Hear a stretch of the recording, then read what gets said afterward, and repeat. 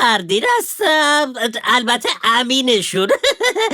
ما اینجاییم که هیچ کس تو این فضای ریدبال دروغ نبنده به شکمتون. ما اینجاییم تا دهنشون رو بساییم. شاخ مجازی اینجا شاخشو خورد میکنیم تو آستینش. ما رو دنبال کنید، سابسکرایب کنید تا این بریز به پارشای مجازی رو از دست ندید. بریم که داشته باشیم. درود به مخاطبین عزیز، بنده امین فردین خوشحالم که به همراه تیمم بار دیگه با یک برنامه پشت پرده دیگه با شما هستیم. این قسمت پنجم افشاگری ما در خصوص کارهای خیر، دعاها، راز و نیازها، نمیدونم رکوعها، سجده ها، از این صحبت های افراد معروف و مشهور یا بهتره بگم سلبریتی ها هستش و میخوایم برای شما افشا کنیم که کی با کی رل زده و کی ازی به او کرده، یعنی از این پریده رو اون، از رو اون پریده رو این. و البته یه سری از این سلبریتی ها، آدم های معروف وقتی مصاحبه میکنن که در صنعت سینما ایران فساد نیست.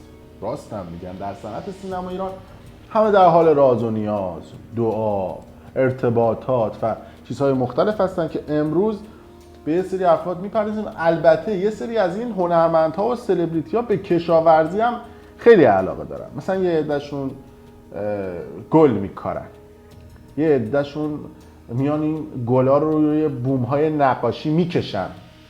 بعد یه عده دیگهشون علاقه زیادی دارن به مثلا کشاورزی و عملیات بیل زدن و شخم زدن و چیزهای مختلف که به اونها هم احترام میذاریم. یه عده دیگهشون هم سیر میکارن و اصطلاحاً یه عده دیگهشون هم این سیرا رو ور میدارن و حسابی سیر میخورن. نمونش خانم سحر زکریا که تا دلتون بخواد سیر میخوره، که امروز میخوایم افشا بکنیم برای اولین بار که آقای مهران مدیری، کارگردان و تهیه کننده معروف و مشهور بدنه سینما و تلویزیون ایران، یه عده میگفتن که خب چرا هیچی ازش بیرون نمیاد، چرا هیچ آماری نداره، به خاطر اینکه آقای مهران مدیری سالهای سال با خانم سحر زکریا در ارتباط بود، با هم توی خونه زندگی میکردن. البته با چند تا دیگه از بازیگرا هم بود، ولی خب معروفترین و مشهورترینشون سحر زکریا بود که حتی مهران مدیری هم تو برنامه دورمی چند تا خاطره از ایشون تعریف کرد.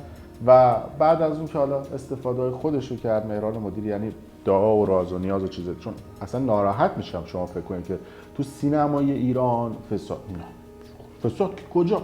همه در حال راز و نیازن، همه در حال دعا و دعا و راز و نیاز میکردن آقای مهران مدیری با خانم سحر زکریا. و بعد از اون هم که به حال پایان این مراسم های مذهبی بود، تصمیم گرفتن که از همدیگه جدا بشن که خانم سحر زکریا یادتون باشه چند تا لایو گذاشت، جیغ جیغ کرد، گفت آقای مدیری حسابی استفاده‌هات از ما کردی و بعدش هم طوری مثل آب پرتقال آب ما رو گرفتی و فرستادمون رفت. و خب به حال منظورشون بود که شما نمازهای دست جمعیتون رو با ما گرفتید و رفتید. اما این فقط یه مدلش بود.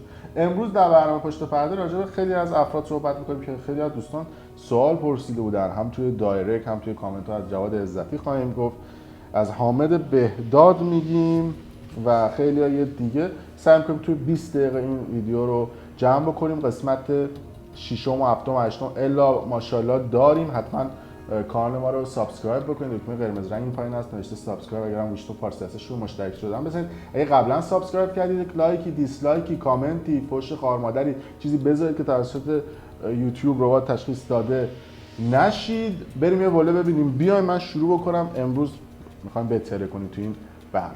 بچه‌ها با یک قسمت دیگه اومدیم. تویی که بی‌خاصیتی، تا دست بی‌هنری، تویی که فقط کبوده ریدن تو استوری کنی، تویی که دزدی میکنی از این رو اون ککت هم نمیگزه، تویی که بوی چست کف اینستاست تو دماغمون بیرون نمیره. این نویدو بهت میدم که میخوام تا دسته بسایمت. شما هم که کنجکاوین که بدونی چطوری میخوام این سایش رو به ثمر برسونم، ما رو سابسکرایب کنید. لطفاً ما رو سابسکرایب کنید. Please subscribe us. بله، امیدوارم که کانال ما رو سابسکرایب کرده باشید. یک نکته میگم، بهتر بگم دو نکته. نکته اول این که ما با هیچ کدوم از این افراد نه دشمنی داریم، نه پول ما رو خوردن، نه چیزی. بارها گفتم اگه اینها رو ببینم تو خیابون هم بهشون سلام میکنم، بهشون احترام میذارم، یعنی از روی دشمنی و نمیدونم کین و اینا نیست. فقط ما کارمون افشاگری به سبک پاپاراتزیه. پاپاراتزی هم عموما میان افشاگری میکنن از سلبریتی ها، گذشتهشون، حالشون و شاید هم آینده هنریشون. این نکته اول. نکته دوم که اگر یه سری افرادی که مد نظر شما هستش و دوست دارید ما راجبشون بگیم که آقا اینا قبلا با کی بودن، الان با کی ان، یا با کی رل دارن، با کی دوستن، با کی راز و نیاز و دعا کردن، این پایین کامنت بذارید، ما حتما میبینیم، چون انقدر تعدادشون بالا هستش. توی قسمت‌های بعدی بهتون میگیم. خیلی پیام اومده بود که از جواد عزتی بگو. واقعا آقای جواد عزتی گلوله استعداد هستن و من خودم هم دوستش دارم، طرفدارش هم هستم. میخوام بگم که آقا من طرفو دوست دارم، ولی اینکه حالا اینجوری نشون میده که مثلا عاشق همسرش هستش و با همسرش یک رابطه احساسی عاطفی داره، نه اینطوری نیست. یعنی همش در ظاهر هستش. بسیار مشکلات زیاد متعددی دارن و جالب بدونید که در حال حاضر با خانم متین ستوده دوست هستن و جالبه که تو خیابون اختیاری اگر اشتباه نکنم اونجا یه دونه خونه دارم با هم دیگه. بعد از اون جالبتر این که پیش یه دعانویس میرم، حالا فامیلیشو نمیگم، اسمشو میگم، اسمش عباسه، حالا فامیلیش بماند معروف بشه اینجا، که نمیخوام تعریف و تبلیغ کسی رو بکنیم. این عباسه میگن یه دونه از این فالگیرها و دعانویسای مشهوری بوده که خیلی از مدیرها و مسئولای نظام ایران میرن پیششون، یعنی مدیرها و مسئولا و اینا، از جمله احمدی نژاد که میره پیش ایشون. حالا اینو من شنیده بودم و آقای جواد عزتی در حال حاضر با ایشون هستش. من یک کورنمنت هم ببینم که تا این برنامه زیاد نشه، چون دوستان میگن آقا تایمتون خیلی زیاده، جمع جور بکنید. محسن افشانی هم گفته بود، خوشم ازش میاد، متن مفبر با ندا افشار بوده که یه دونه پرش سفید شاسی بلند داره، باش میره این برابر مفتشو داره میبره. کامران تفتی به حاله که همه جا میگه که من متولد 58م اما متولد 1354. تو قسمت قبلی گفتم اگر سری بزنید به کانال پشت پرده میتونید ببینید. اما همونجوری که گفتم یه مدت با خانم، جالب بدونید که فریبا نادری بودن ایشون، اینم در مورد خودش جالبه که یه دونه ماشین کمری سفید براش خریده و خرجش کرده و اینم در مورد خودش جالبه. یه مدت داشت آهنگ میخوند، رفته بود سمت موسیقی مثل خیلی از بازیگرها و سلبریتی ها که با یه دختر تهیه کننده میرزه رو هم که اون موقع 50 میلیون ازش میگیره که بره آهنگ بخونه، بعد با همون هم ریل میزنه و دوست میشه. الان هم من شنیدم که با یک دختر غیر معروف به اصطلاح نو نیم داره ازدواج میکنه و کارش هم انجام داده. این از ایشون. یه سری از این بازیگرها هستن که ماشاءالله علاقه شدیدی به نونوه ها دارن، یعنی آرد و نمیدونم این چیزا میزنن و اینا، اصلا نمیان براتون توپ. مثلا حمید گودرزی خیلی شدید آرد و این چیزا استفاده میکرد و جالبه که انقدر این قضیه شدید بود، در خصوص حمید گودرزی توی اون بحبوحه‌ای که با سحر قریشی دوست بود رفته بود شمال و پدرش اگر اشتباه نکنم تصمیم گرفته بودن که بستریش بکنن و خونش رو عوض بکنن. انقدر آرد خونش رفته بود بالا که میخواستن خونش رو عوض بکنن که این سم از بدنش خارج بشه. یا مثلا پریناز ایزدیار که یه مدت با سعید روستایی با هم دیگه آرد و از این چیزا میزدن که بعد آوردش توی فیلم سینمایی ابد یک روز که پریناز ایزدیار خودش مدل شال و روسری اینا بود، یعنی مدل بود که اومد وارد سینما ایران شد. مهران غفوریان هم خب قطعا خودتون می‌دونید یه طولایی در این اتفاقات داره و خیلی آرد و نمیدونم پنیر و این چیزا میزنه. زن اولش هم مثل خودش، یعنی یه مقداری سایز بزرگ بود مثل من، پلیموپولی، و یه سری توی مهمونی با زن اولش رفته بود و زن اولش مست میکنه، چاقو پرت میکنه میخوره و بازو مهران غفوریان پاره میشه، یعنی با اون چاقو آسیب میبینه و بعد از اون هم زن اولش رو طلاق میده. بسیار ایشون هم درگیر یه سری از این اتفاقات بود، هم ایشون هم یوسف تیموری. یعنی یه سری از اتفاقات از زیر آسمان شهر 1 و 2 شروع شد. ایشون یوسف تیموری، حالا به یوسف تیموری هم جلوتر میرسیم. حالا من نوشتم شاید این قسمت، شاید قسمت بعدی، ولی خب حالا چون اسمشون اومد من نگاه بکنم من برگه چندم. بله اومد، اوه برگه 7م بود. یوسف تیموری هم همینطور، علی صادقی هم همینطور به شدت درگیر این اتفاقات هستش. حالا یوسف تیموری هم که اومد بگم که اون زن تایلندی که داشت زنش نبود، دوست دخترش بود، اما بر اساس اون قوانین شریعت و عرف و قوانین اسلامی که توی ایران هستش، اون زن تایلندی که آورده بود دوست دخترش بود هنوز رو گفتش که زنمه، ولی به شدت درگیر متاسفانه آرد و موضوعات مختلف و این کشمشایی که تو چای حل میکنن و هم خودش هم پسرخالش فرهاد و خیلی هم علاقه داره به راز و نیازهای دسته جمعی و گروپ که بخواد راز و نیاز بکنه. فرهاد پسرخالش که یه مدت با سحر قریشی بود، از این آدماییه که بسیار ولخرج، چیزی که خیلی از این دختره سلبریتی اینا دوست دارن، اینا که خرج میکنه، مهمونی میگیره، 10 تا شیشه مشروب باز میکنه و وضعیت اوور تو توپ و اینا. و یه دونه چی بگم که از این موز بگم که ویبره داره برقیه، یه دونه از این ویبره داره برقی داره که بعضی از این خانم‌ها توی لایت هلند استفاده میکنن اینها، از اون موز برقی ها داره که مثلا وقتی مست میکنه دختر تو خونش اینو میره میزنه به برق تو پذیرایی اینطور روشن میکنه. خواستم در جریان باشید که یه همچین حرکتایی میزنه. و جالبه که این فرهاد پسرخال یوسف تیموری الان با سحر قریشی کات کرده، سحر خیلی دوست داره دوره برگرده، ولی خب فرهاد انقدر دختربازی کرده بوده، خود سحر قریشی هم ماشاءالله یه لایه سینمای ایران رو آباد کرده بوده، با هم کات کردن. البته میخوان الان با هم برگردن ولی در تکاپو هستن با هم دیگه.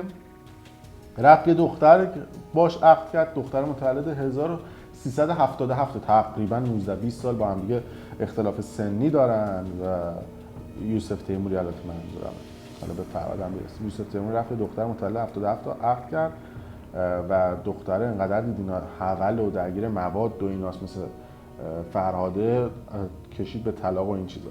اما این فرهاده نکته جالبش هستش که توی ساختمونی زندگی میکنه که الناز شاکردوست هم تو همون ساختمون، یعنی با هم دیگه توی ساختمون زندگی میکنن که الناز شاکردوست میاد خونه این قلیون یه چیزی هم میکشه دور هم دیگه هستن. این هم از یوسف تیموری و پسرخالش آقا فرهاد. این هم باحاله.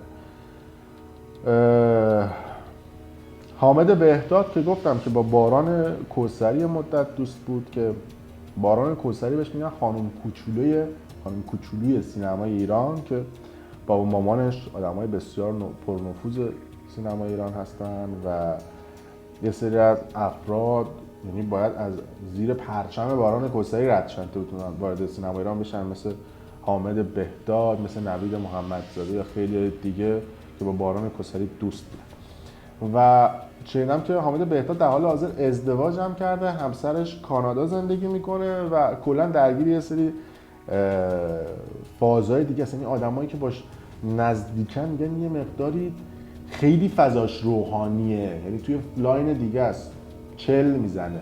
حالا یه خودتون دستتون بیاد دیگه. یه سری از رفیقاش میگفتن که یه روز ما رفتیم خونه ایشون PS4 بازی کنیم، PS4 باخت، هممون از خونه کرد بیرون، جدی از خونه کردشون. یعنی یه حدود یه چیزه، حالا دیگه نگم براتون اینا. این از ایشون.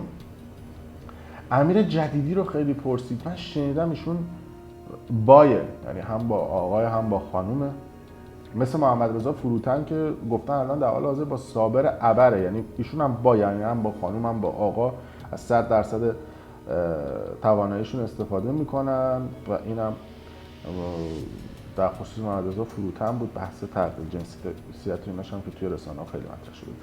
اما نفر بعدی رامبد جوان هستش که اومد نگار جواهریان رو گرفت. میدونید که نگار جواهریان این داستانش خیلی جالبه، زن 4م رامبد جوان هستش، زن 3م سحر دولتشاهی بود.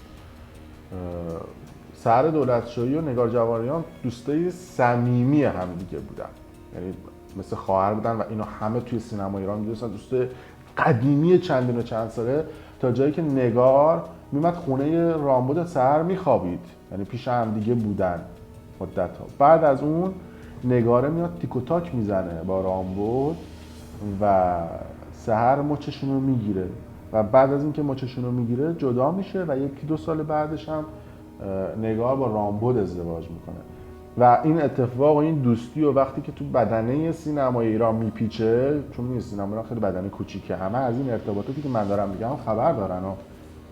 یعنی یه کسی 2 ماه توی بدن سینما ایران باشه تمام این چیزایی که من دارم میگم رو میدونه یا میفهمه.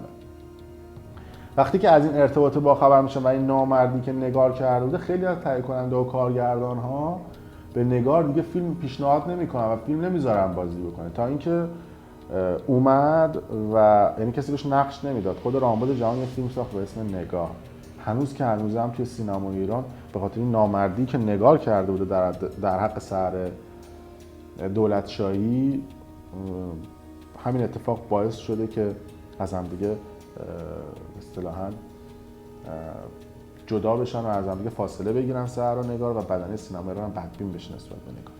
یه سری از اتفاقات دیگه هم افتاده بود راجع به بذار نفر آخرم بگم که بریم تو قسمت بعدی اگر دوست داشتید. نمیدونم کدومون بگم که براتون جالب باشه. راجع به شیرین مقدم میتونم بگم که دوست دختر قبلی علیزیا بوده که در حال حاضر 18 تا پرونده باز داره توی مشهد و تهران، که یه سری از آدم‌هایی که یه سری بلا روی مو و صورت و سرشون آورده بوده خیلی شکایت کردن. در حال حاضر 18 تا پرونده داره و همینطور زرت و زورت داره اصطلاحاً آرایشگاه افتتاح میکنه و یه قسمتی هم راجع به این آرایشگاهی که به صورت شریکی با علیزیا داره، من اپال گفتم که اوپال گویا درسته این قضیه بوده. اسم دخترش هم کرانه است، من اشتباه گفته بودم، که یه حاجی باش دوست بوده به اسم حاجی رفتاری که براش چند سال پیش یه دونه کفش شنل و کیف شنل میخره. کفش رو 7 میلیون اون زمان میخره، کیف رو 35 میلیون و الان هم در حال حاضر خونه باباش زندگی میکنه.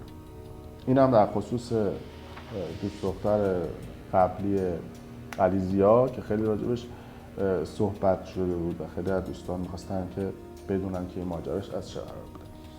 راجب خیلی از افراد دیگه مون تو قسمت بعدی میگم. هر روز قراره که برنامه رو ادامه بدیم، یعنی اگه کانال رو سابسکرایب بکنید میتونید ببینید برنامه رادام مون، نیمان عکیسا، ارسلان قاسمی، آزاده صمدی، نیوشا زیقمی، میلاد کیمران، برزو ارجمند و خیلی های دیگه، فلان پروانه و حامد کمیلی، اینها که تو قسمت بعدی میگیم دیگه. اگر کانال رو سابسکرایب بکنید و زنگوله رو بزنید توی نفر اول ببینید. مرسی که تا این لحظه با ما همراه